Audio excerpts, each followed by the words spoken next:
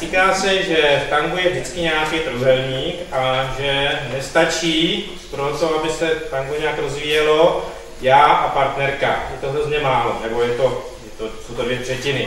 Potřebujeme něco třetího, nějaký důvod, proč tančit.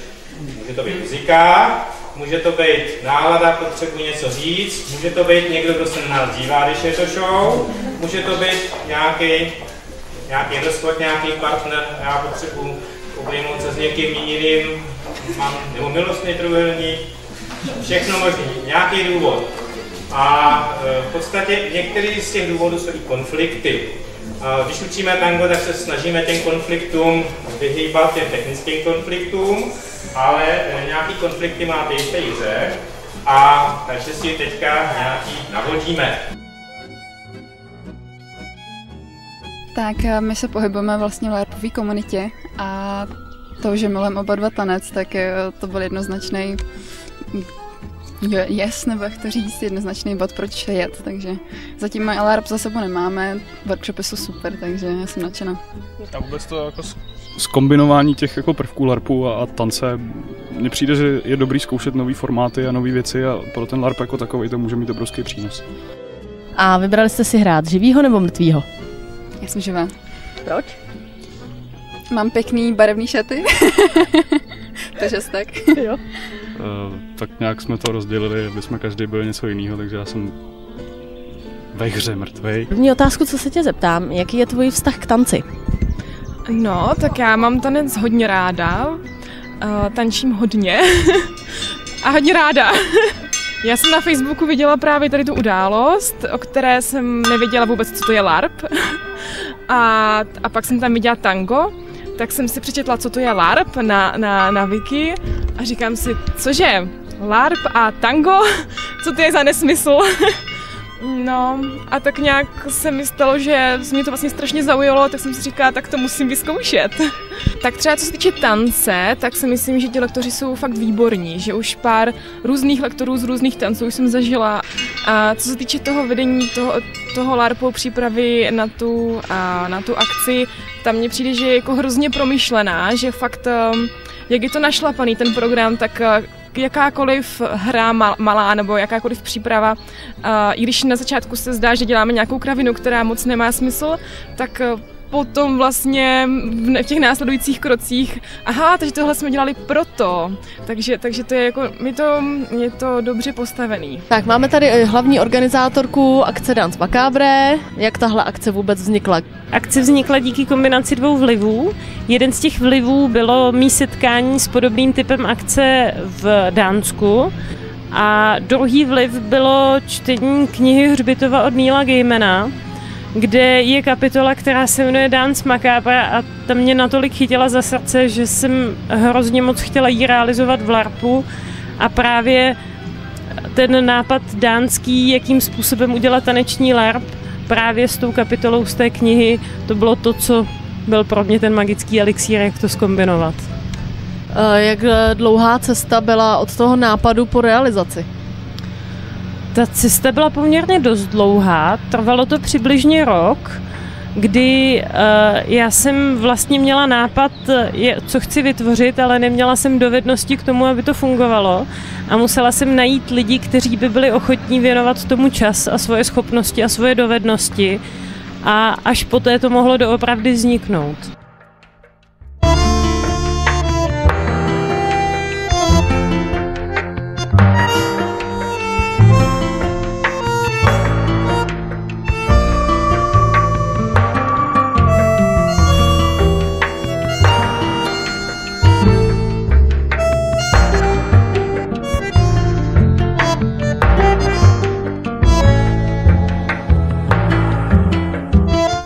Vzhledem k povaze téhle hře se tě nejdřív zeptám, jaký je tvůj vztah k tanci? Můj vztah k tanci vyvíjel se od naprostého odmítnutí čehokoliv, při čem se tancuje, po nějaký lehký zájem, až vlastně to vyvrcholí tím, že jsem tady a je to pro mě taková výzva jako konečně zkusit taky něco, u čeho se člověk jako hejbe. Proč ses rozhodl teda? Těch důvodů je hnedka několik. Jednak, jak se názory vyvíjejí, tak samozřejmě ten můj postoj se vyvíjí nějakým způsobem a myslím, že ten tanec je určitě hodně zajímavá záležitost, který bych se chtěl věnovat. Pro jakou roli ses teda rozhodla? Co budeš hrát, jestli živou nebo mrtvou? Rozhodla jsem se pro živou, protože nemám ráda mám ráda takový ty tragické emoce v larpech, ale bála jsem se, že když budu mrtvá, tak už to bude moc. Takže jsem si vybrala živou, aby to nebylo zas tak emocionálně nabitý, řekněme. Ty workshopy dneska byly pro mě strašně silný, že jsem to ani nečekala, že může workshop být tak nabitý. Už to začalo tím, jako vstupte do své postavy, tak to jsem si musela úplně odvažovat do ní vstoupit, tak jak jsem si ji vymyslela. Takže už ještě jsme ani nezačali hrát a už je to silný. Organizátorů bývá přibližně 10 a jsou tu zvlášť taneční lektoři, zvlášť organizátoři, kteří vedou ty dějové workshopy, ve kterých se vytváří příběh hry a osobně si v podstatě nedokážu představit, že by organizátorů bylo výrazně méně. Nejvýrazněji je moje práce ve workshopu, kterému říkáme LARP hacking, kdy my jsme do té doby naučili, jak se tančí argentinské tango a na tomhle workshopu je učíme, jak by se nikdy nemělo tančit nikde jinde než na téhle hře. Nicméně pro tu hru to funguje. To, že porušují pravidla, o tom je ten workshop, který já vedu.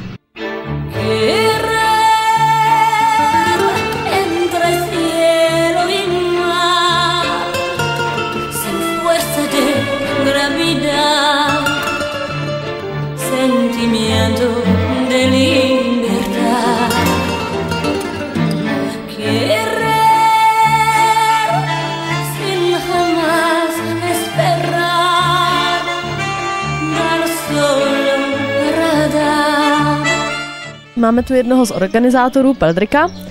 Můžeš nám povědět něco o workshopu, který vedeš? Jasně, ahoj. Takže workshop, který vedu, je vlastně zaměřený na tvorbu postav a na jejich rozvoj následný. Hráči použijí jakousi pomoc rekvizit, které si popíší různými slovy, které potom mohou použít jakoby charakteristiku svých postav. A následně krůček po krůčku, aby jsme nepředbíhali, vlastně ty postavy rozvádíme, spojujeme je dohromady, oni potom mají i možnost jaksi tančit v těch postavách, což znamená vlastně, že oni opravdu přepnou do té postavy, ale teď se snaží tančit jako ta postava, takže má možná nějaké bolesti, možná je nějak pokřivená, nějakým neštěstím a tak dále. To všechno potom se snaží tedy do toho tance dát. Tohle už je, pokud dobře počítám, tak 3. běh Danse Macabre a co se týče těch postav a citů, které oni jaksi hrajou a tančí hlavně, tak je to pokaždé něco nového, je na tom úžasný to, že i když pozorujete jakoby třetí osoba, jako nějaký ten organizátor, tak v mnoha těch tancích díky těm workshopům a tak dále, opravdu jakoby můžete číst v tom příběhu a každý ten hráč do toho dává samozřejmě kousek sebe a tím každý ten příběh je jako výborný, je jedinečný a já si vždycky tak jako rád koukám, protože to je hrozně, opravdu hrozně zajímavý. Jsou to jako velký příběhy, který se píšou tím tancem a je to opravdu hrozně pěkný. Jsem prvně byla na této akci, teď už jsem na této akci podruhé a kvůli té první akci Danse Macabre, na které jsem byla, jsem začala tančit argentinské tango. Já jsem tedy náhradník za slečnu, která odpadla někdy v noci a v 11 v noci před akcí se rozhodlo, že přijedu. Takže jsem se zbalila na poslední chvíli a je to fakt nouzovka, mám i půjčené boty a nic nemám svého. A koukám, že hraješ za živou, to jsi vybrala nebo jsi to zdědila po slečně? Po slečně jsem zdědila mrtvou roli, ale jelikož jsem hrála mrtvou už na svém prvním běhu Danse Macabre, tak jsem si domluvila s organizátory, že budu živá. Prošlo to. Hraju nešťastnou ženu, která nemá happy end. je to výborný spojení věcí, které mám rád, to znamená jak larpu, tak tance. Koukám, že hraje za živýho. Proč jsi to vybral? Já se poslední dobou cítím tak nějak moc živej a říkal jsem si, že kdybych byl mrtvej, tak mi to nějak nesedne. Takový pohlezení nohou, ale taky můžete hodně zdůraznit, že si hodně čistíte botu. Kterým se říká gančo, které jsou velmi časté a jsou velmi jemné, ale když ho trošku nasměrujete jinam, ono to může i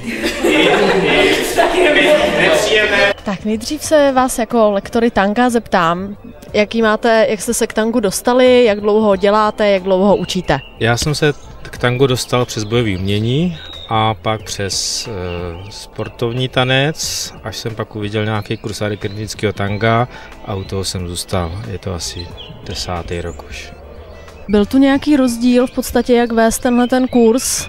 Rozdílné to bylo hodně, protože standardní kurzy, když začínáme s lidma, kteří tancovali, většinou Češi hodně tancovali v tanečních, aspoň nějaký základy mají a jsou zvyklí, že se učí figury.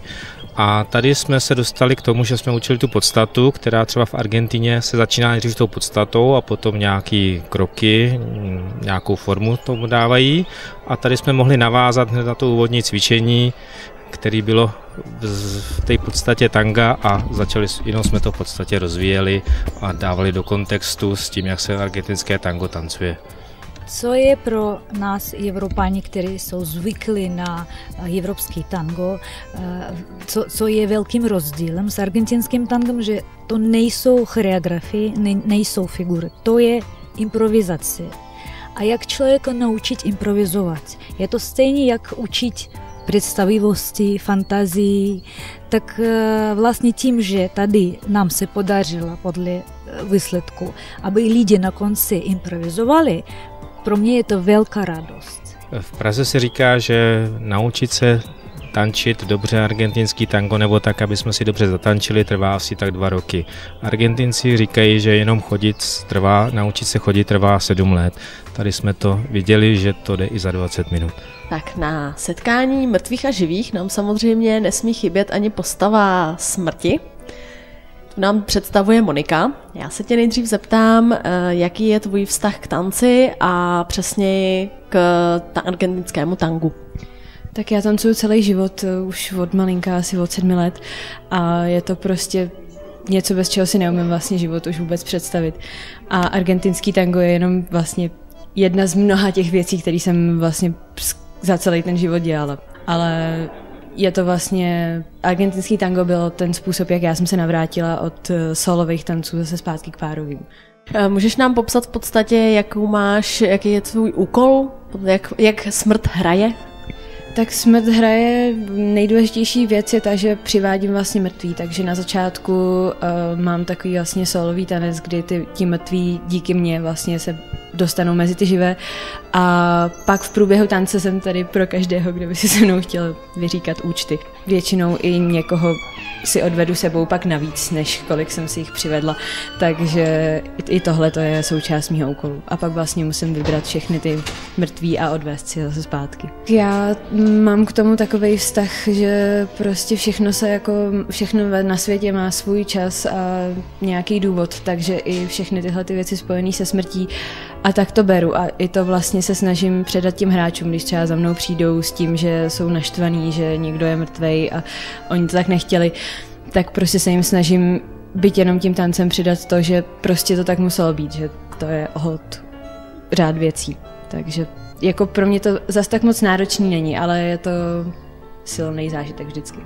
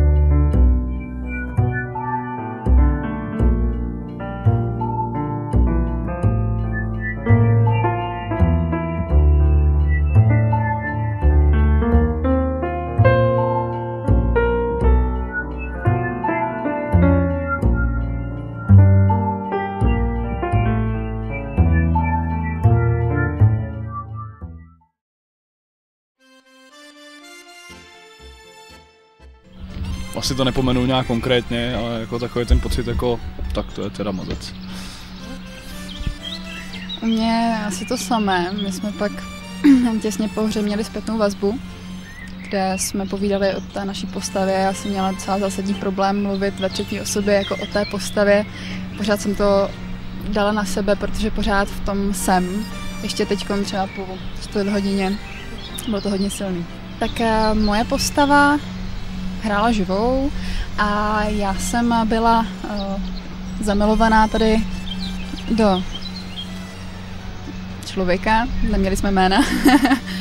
A on pak umřel a já jsem každý den pak chodila právě na hřbitov ho nějak uctít a bylo to hodně o smutku, že se mi po něm stýskalo.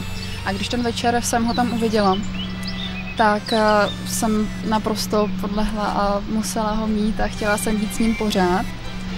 Ale on je mrtvý, ale chtěla jsem v rámci té hry umřít, ale pak vlastně ten člověk a ostatní i kamarádi tak mě navedli do toho, že žít má opravdu smysl. A nakonec jsem teda nezemřela, ale bylo to velice silný. Ta moje postava nebyla úplně zase tak konkrétní, šlo spíš o to, že ten člověk jako za života dělal něco, pak něco jiného, zase nějaký prostě hodně přelétal a získal dojem, že tady prostě nic nenechal. A tudíž ten jeho důvod, proč se vlastně toho tance účastnil, bylo, aby tu něco vytvořil nebo něco zanechal po sobě. Což pak skrze celý ten průběh té hry pak vypadalo tak, že různými peripetiemi, to bychom tu byli zbytečně dlouho, zjistil, že vlastně ten vztah s člověkem má ten smysl a vrátil se k tomu.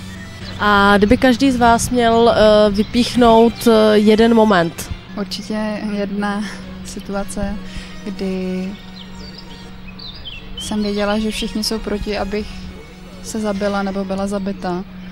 Ale i přesto jsem chtěla být pořád se Stanorem a bylo to, že jsem šla ke smrti. Vyzvala jsem jí k tanci a v podstatě prosila jsem jí o tuhle službu. To, když udeří ten zvon po 12. a vlastně celý ten večer má skončit, když smrt chodila kolem a brala ty mrtví zpátky. Takže to, když se pak k nám blížila se k nám a já jsem viděl, že nás zmerčila na dálku. Byl tam ten oční kontakt, tak v tu chvíli hrozně zamrazilo, jakože masakra. Tak první, co bych od tebe chtěla vědět, bezprostřední pocity, jak se po hře cítíš? Ježíš, na to je tak těžký odpovědět. Úžasně. Hrozně pozitivně, hrozně fajn. Těsně po hře, když člověk vystoupí z té své role a vrátí se do reality, tak první věc, co si uvědomí, že ho strašně bolí nohy. To každopádně. Moje postava kdysi dávno měla výbornou kamarádku, která zemřela právě kvůli ní. Takže moje postava si dlouhý léta nesla tady tu vinu v sobě. A tu noc měla možnost se s tou kamarádkou opět setkat. Byl to právě moment, kdy jsem tančila s někým, už nevím s kým, a ta moje kamarádka za mnou přišla a tak nějak mě od něho odtrhla a v očích měla všechnu zlost a nenávist. Došlo mi, že to byl moment, kdy ona se dozvěděla, že já vlastně můžu za její smrt, přitom byla úplně zbytečná. Tak první otázka, na kterou bych se tě zeptala, jaký byly tvoje pocity bezprostředně po hře? Po hře docela nadšený, já jsem měl dobrý konec, takže v podstatě se to hezky uzavíralo, ale třeba ten okamžik toho odchodu těch mrtvých byl velice silný. Když se v minulosti zradil nějakým způsobem svoji ženu, podvedl jí a ona, protože vlastně byla v podstatě perfekcionalistka, tak nedokázala snést to, že to manželství není v pořádku, že není správné, že v podstatě je v něm něco špatně a spáchal sebevraždu. Během té hry teda samozřejmě došlo k tomu, že se potkal s tou manželkou, což v první chvíli bylo to že jakoby opravdu nebyli schopni si odpustit, byl tam opravdu konflikt. Dostal ten nápad, že není možná špatný občas odpustit a že by možná měl začít u sebe, u té ženy. takže v podstatě se znova potkali a v dalším tanci si odpustili. Tohle byl velice silný moment a v podstatě ještě v spojitosti s tím předchozím, ve který jakoby byl to obviňování, tak to bylo takový úžasný jakoby vysvobození, odpuštění, to v tom bylo něco nádherného. Bezprostřední pocity, vyčerpaně, a to jak fyzicky, tak psychicky. Moje postava byla od začátku situovaná docela tragicky, podle mě. Měl jsem tam takový vnitřní konflikt, rozpor, že jsem měl ženu, která do mě stále byla zamilovaná. Já jsem tu ženu kdysi dávno, ještě když jsem byl živý, tak jsem ji opustil. A tím můj život jako byl hrozně jako na tom špatně a to byl povrchní, falešný. A ve hře vlastně jsem ji znova potkal na tom tanečním večeru jako mrtvý, ona byla živá a ona do mě stále byla zamilovaná, já do ní vlastně taky, ale nemohl jsem s ní, cítil jsem, že s ní nemůžu být, protože ona by musela zemřít. A v podstatě celá ta hra pro mě byla o tom vývoji toho pohledu na to, jestli opravdu chci dopustit, aby ona zemřela, jestli to je to, čím jako jim můžu dát ten smysl té své postavě, anebo jestli ne, jestli chci, aby žila s někým prostě svůj život dál. A nakonec teda jsem dospěl k tomu, ano, nechám jí teda, aby zemřela, aby jsme spolu byli jako po té smrti. Tam byly takový 2 okamžiky, který mě hodně jako utkvěly.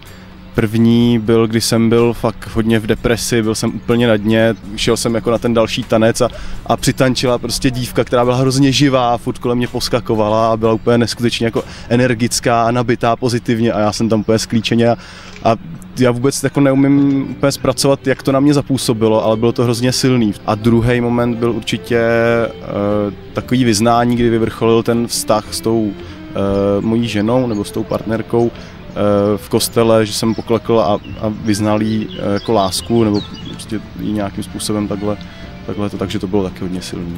Splnilo to přesně to, co to mělo, prostě bylo to silný, bylo to dobrý a tancovalo se mi to moc dobře.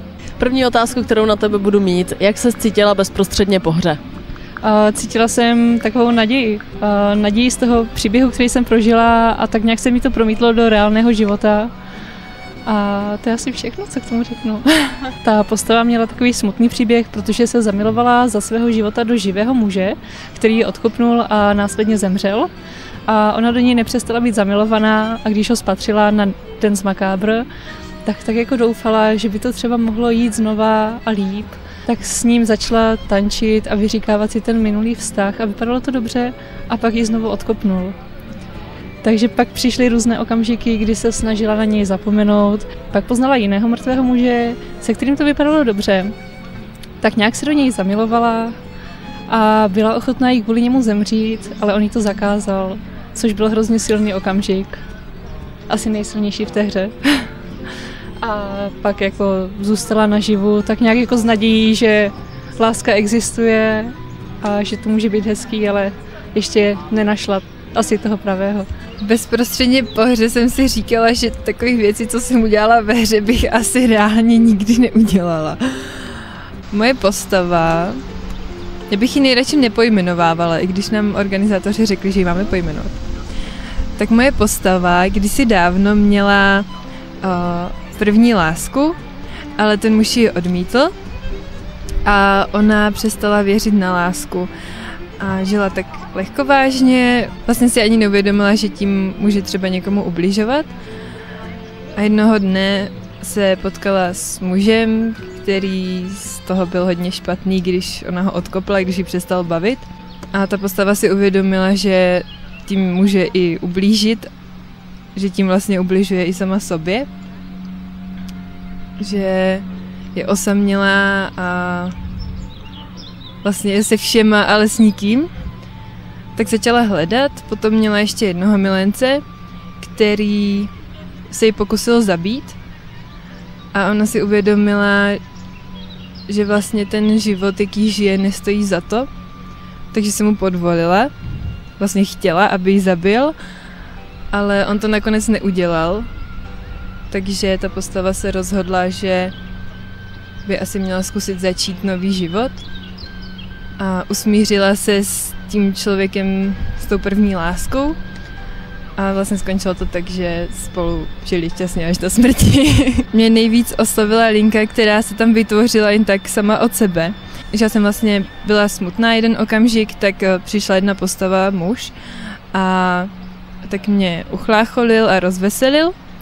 A potom, když jsem viděla, že on je v nějaké těžké situaci, já jsem za ním šla a vlastně jsme spolu tančili a já jsem ho uklidňovala, tak to bylo hodně silné. A vlastně, co tě nejvíc na té hře naplňuje? To je ve skutečnosti dost těžká otázka.